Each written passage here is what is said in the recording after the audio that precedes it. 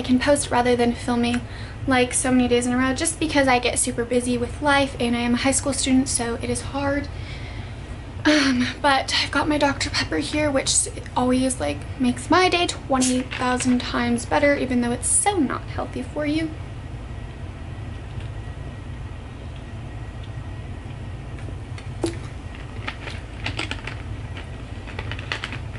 Let me know if you guys like Dr. Pepper in the comments below. Okay, so today's video is going to be a story time video.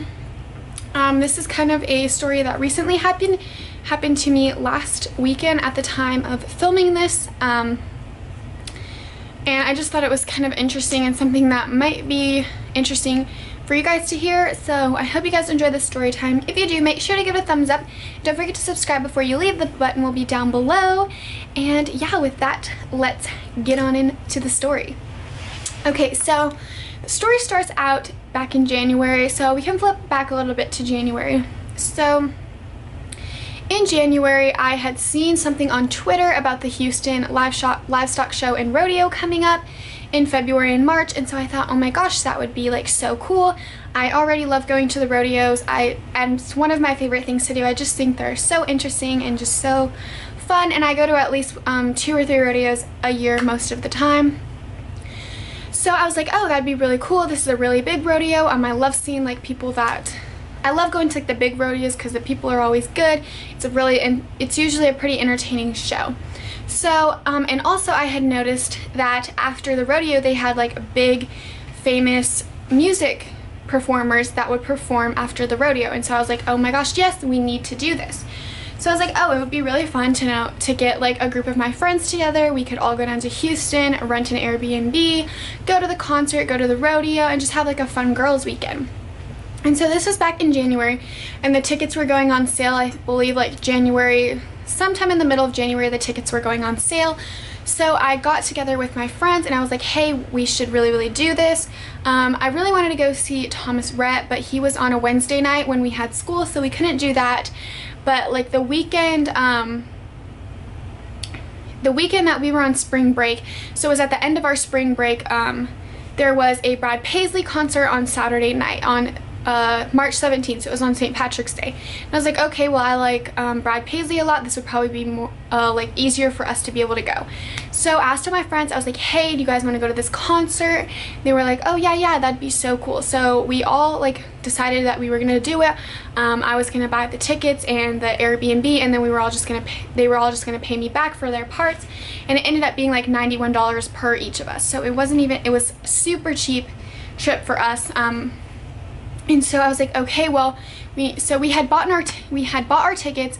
So then at this point we were like, okay, we need to find an Airbnb that we can rent. So me and my friend started looking at Airbnbs. I was looking at a lot of Airbnbs, and I found a townhouse apartment Airbnb that was really cheap. It was only like $82 a night. It was something super affordable, and I was like, this is awesome. We were looking at all the pictures. The house looked super nice. The reviews were great. They said it was a great place to stay with your friends, and it was a great place just to stay for the weekend and everything. So we were like, okay, this seems perfect. The pictures were nice. The home looked beautiful inside. There was 2 bedrooms. There was going to be 4 of us going, so it was going to be perfect. So we ended up booking the Airbnb. We got that and everything, and so then we were just waiting for the concert. So flash forward to a week before we were supposed to leave to go to Houston. My one friend was not able to go due to just personal issues or whatever, so she couldn't go. So I mean, that kind of like crushed me. I was really down, but I was like, okay, well, you know, you're still gonna need to pay your part of the house because you did commit to this, and that was money that I had taken out of my accounts and everything to pay for this trip. So that just kind of upset me because, you know, it would kind of upset you if you guys had like made plans and they couldn't go at the last minute. So whatever, the 3 of us are still planning to go. So then flash forward a few days before the trip, my other friend decides to get her wisdom teeth out 3 days before we were supposed to leave for Houston. So the night before we were supposed to leave, she says, yeah, hey, I can't go, I have dry sake. Which we figured, me and the other girl had told her many times not to go get her wisdom teeth out because she was not going to be feeling well to go. So she was out, so it was down to me and another girl. It was just 2 of us now. But I mean, we were determined to go, to make the best of it, to have fun. I mean, we'd paid for it, we might as well get our money's worth. So so that Friday morning we headed down to Houston. I went with my sister because my family actually ended up going to Houston too, because my sister had a volleyball tournament, so they were staying in a hotel and things down there. So my sister rode with me, and then my parents took their separate car, and my friend was coming up in her own car. And so me and my sister were planning to arrive in Houston around 2:30. We were going to be there like early enough time to go to the house, check it out and everything, because our check-in time was at 1. And so this was where the first kind of mistake went downhill. Was we were about an hour away from Houston, and I had messaged my friend. I was like, hey, where are you? You know, because she was supposed to be about an hour and a half behind us. And she like said that she was in this town that I hadn't heard of. And I was like, I've never heard of this town. I don't remember going through this town to get here. But I was like, okay, maybe she took a different way. So my sister looks up that town on the map, and it was like above Dallas, which from where we are to get to Houston, you have to go down. You're going the opposite way from Dallas, but she was up above Dallas. So we were like, oh my gosh, she went the wrong way. So I texted her, I was like, hey, are you sure you're going to the correct address? Well, the address that she had typed in was in Oklahoma. So she was in Oklahoma, and she was like, oh my gosh, I just passed the Oklahoma state line. Like, why the heck am I in Oklahoma? So she was in Oklahoma, and she was pissed. So when she typed in the correct address, she was 6 hours away from Houston. She's like, don't worry, I'm still coming. I'll see you in 6 hours. So she wasn't going to be there until about 9 o'clock that night. She was supposed to be there at 4, and now she wasn't going to be there till 9. So we were just laughing, like cracking up. So me and my sister are pulling into Houston. We're trying to figure out the way to get to the house. And my sister looks up the address, because my sister is very, I don't know, she's a very scared person. She's afraid of homeless people. She doesn't like anything sketchy like that. She totally freaks out. So she's like, you know what, you probably booked this in a sketchy area. I'm looking up the area. So she looks up the address on the internet, and it was on Sharp Crest Street in Houston, which turned out to be right next to Chinatown. Now, when we booked the hotel or the Airbnb, they don't give you the address. So we couldn't like look up the neighborhood or reviews or anything. But according to all the reviews, it was a nice place, you know, it was good, so whatever. And so I'm like, okay, let's just do it. And so my sister is looking up the address to the home, and she says, oh my god, Hunter, I am not going to this house. And I was like, why? What is happening now? And so she had looked up the street on the house and pulled up a picture of our townhouse that we were supposed to be staying in. And it was pretty dang scary. I'm gonna show you the picture. There was bars on the doors, like the windows and the door were completely barred over. So that was red flag number 1. Like, why are the doors and windows barred? So that was a little bit concerning for us. Yeah, so this was the house right there, if you guys can see. So the windows and doors were barred. And so I was like, okay, you know what, maybe they're just, you know, being precautious. I don't know.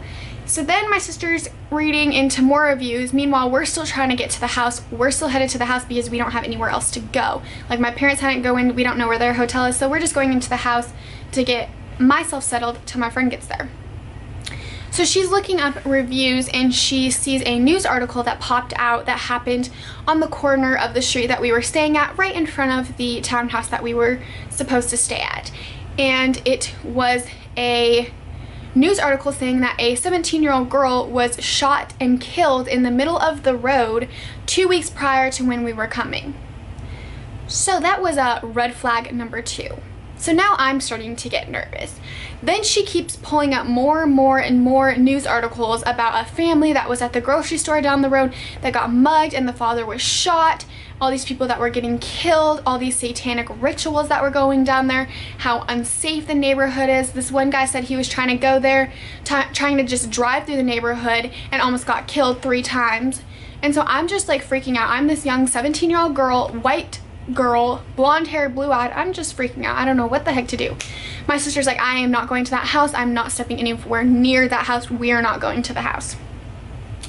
So she calls my mom. She says Hunter is not staying there. It's not safe. Like, it was just not a good situation.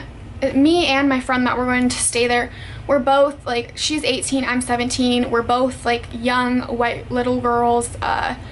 It would not have been a good situation for us to be staying there alone, let's just say that, based on the reviews and everything about the surrounding area. So my mom looks it up. She's like, yeah, you guys are not staying there.